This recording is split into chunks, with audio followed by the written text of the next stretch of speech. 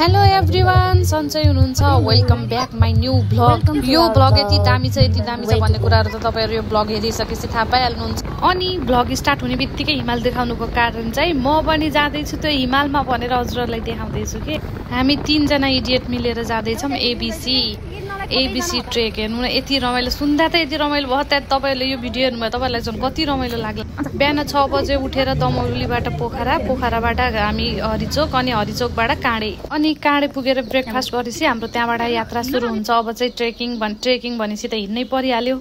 अनि झोलासोला बोकेर कुलेलाम ठोक्यौँ। काँडेबाट चाहिँ 1 घन्टामा पुगिने रहेछ। एबिसी भनेर 1 घन्टामा कसरी पुगिन्छ भन्नुभयो होला। एबिसी त हो तर अन्नपूर्ण बेस क्याम्प होइन, अस्ट्रेलियन बेस क्याम्प के। अनि हेर्नु न, झगडा सुरु भइसक्यो यहाँ झोला बोक्नु पर्छ भने।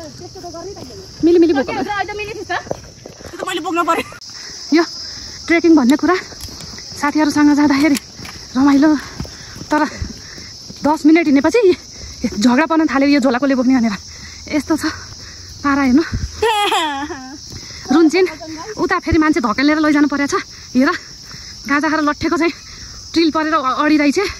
यसलाई चाहिँ त्यो डाँडामा कसरी पुर्याउने भन्ने। त्यतिखेर त हामी साथी पनि नबोली हिँड्यौँ। यो बाटो बोकेर हिँड्नु गाह्रो भएको बेला अहिले सम्झिँदाखेरि चाहिँ यो मोमेन्ट फेरि आयो हुन्थ्यो जस्तो फिल भयो कि। तर होइन, म झोला बोकेर भर्खर थाकेर उयोलाई दिइरहेको छु।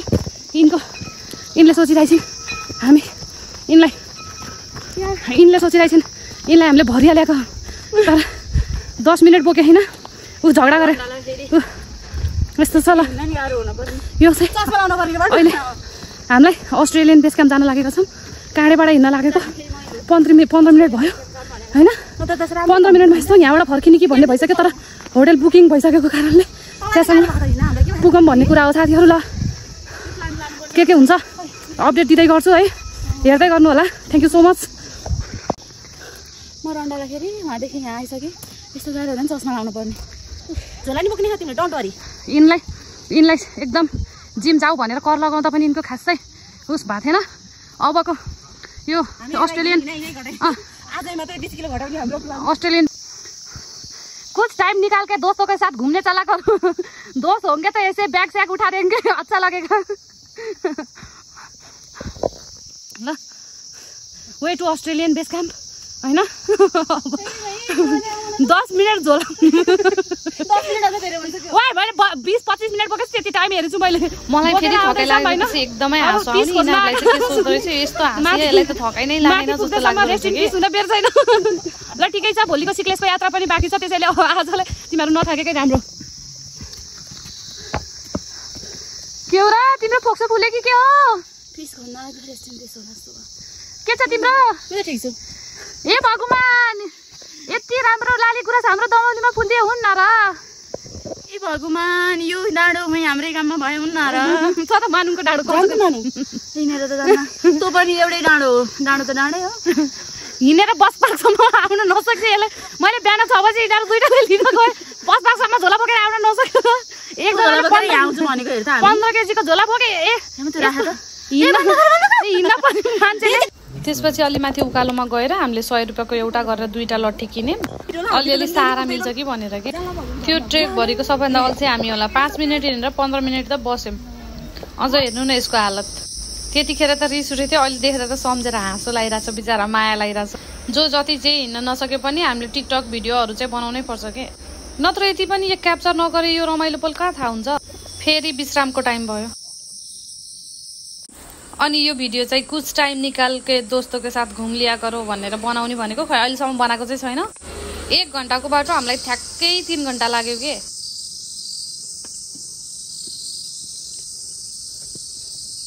यो त बैशाखी टेकेको हालत भइहाल्यो नि। 10 बजे हिँडेको हामी ठ्याक्कै 1 बजे पुग्यौँ एन्जल होटल अस्ट्रेलियन बेस क्याम्पमा। फाइनल्ली त्यो मोमेन्ट त हामी चाहिँ 2 दिन अगाडि बुकिङ गरेको थियौँ। अनि यही भिडियोहरू आइरहेको थियो नि त टिकटकमा, त्यही हेरेर बुकिङ गरेको के। अनि त्यही ठाउँ देख्दाखेरि यस्तो फिल भएको थियो, यस्तो रमाइलो फिल भयो। दिउँसोमा त यस्तो राम्रो भ्यू आयो। अनि तपाईँले बिहानमा देख्नु भने त तपाईँहरू त फेरि मेरो भिडियोलाई खोजी हेर्नुहुन्छ कि।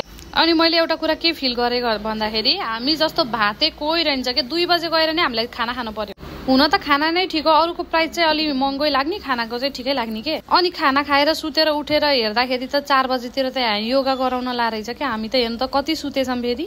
अनि त्यसपछि चाहिँ हामी गयौँ अस्ट्रेलियन बेस क्याम्प भन्ने होटलहरूमा। त्यहाँ चाहिँ त्यो डाँडामा रहेछ अनि त्यहाँ सब क्याम्प फायर गर्ने रहेछ के। हेर्नु न, यही हेर्नको लागि त 3 घन्टा हिँडेको। त्यसै आएको र हामी जे भयो नि धन्न 2 दिन अगाडि भयो नि हामीले बुकिङ गरेको थियो र मान्छेहरूले त त्यतिखेरसम्म होटल बुकिङ नगरी आउनेहरूलाई त नपाएर यति गाह्रो भयो। त्यसपछि बेलुका चाहिँ मैले भिडियो बनाइन, हामी खाना खाएर सुतिहाल्यौँ।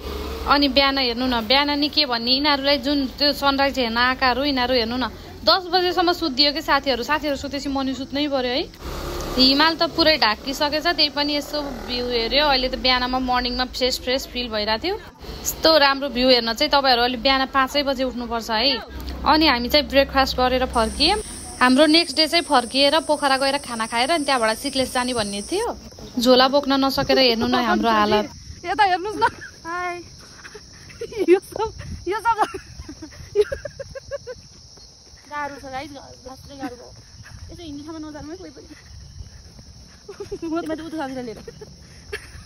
अनि भिडियो लास्टसम्म हेर्ने साथीहरू अब नेक्स्ट ब्लग चाहिँ हाम्रो सिक्लेसको आउँछ, हेर्नु होला। Thank you for watching.